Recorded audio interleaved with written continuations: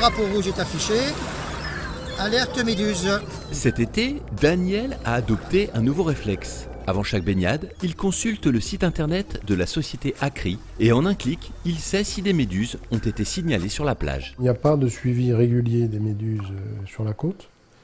Et par conséquent, on a eu cette idée un petit peu farfelue, mais qui s'est avérée extrêmement payante par la suite, de faire appel aux citoyens et donc de lancer ce site internet sur lequel les gens viennent et puis déclarent avoir vu des méduses ou surtout ne pas avoir vu de méduses. Depuis le lancement du site, 600 000 connexions et 30 000 déclarations ont déjà été enregistrées. On a énormément d'observations.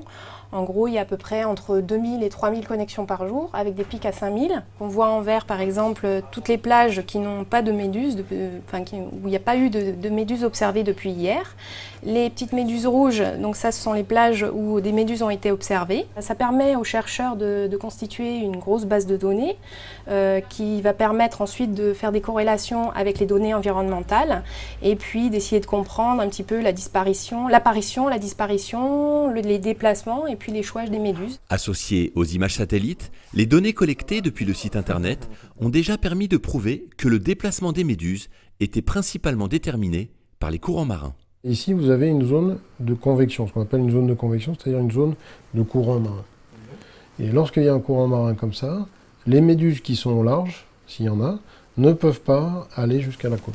Bientôt, la qualité des observations sera améliorée grâce à l'arrivée du nouveau satellite Sentinel-3. Sentinel-3 va apporter définitivement un plus à ce genre de recherche, dans la mesure où c'est des observations plus régulières et des observations à meilleure résolution, puisque on obtient des résolutions qui sont des résolutions qu'on avait de manière prototypale, de l'ordre de 250 mètres de résolution en mer, ce qui est beaucoup pour le milieu maritime. La société Acri a lancé son site internet grâce au soutien du CNES, qui aide de nombreuses entreprises en lien avec le spatial.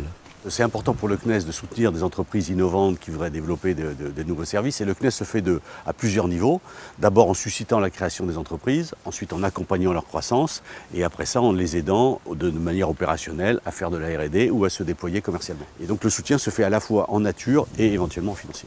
Un soutien qui permet aujourd'hui à Anne et son fils Malo de profiter de leurs vacances à la mer en toute tranquillité. C'est pas agréable de nager à côté des masses visqueuses, donc si on peut éviter, c'est mieux.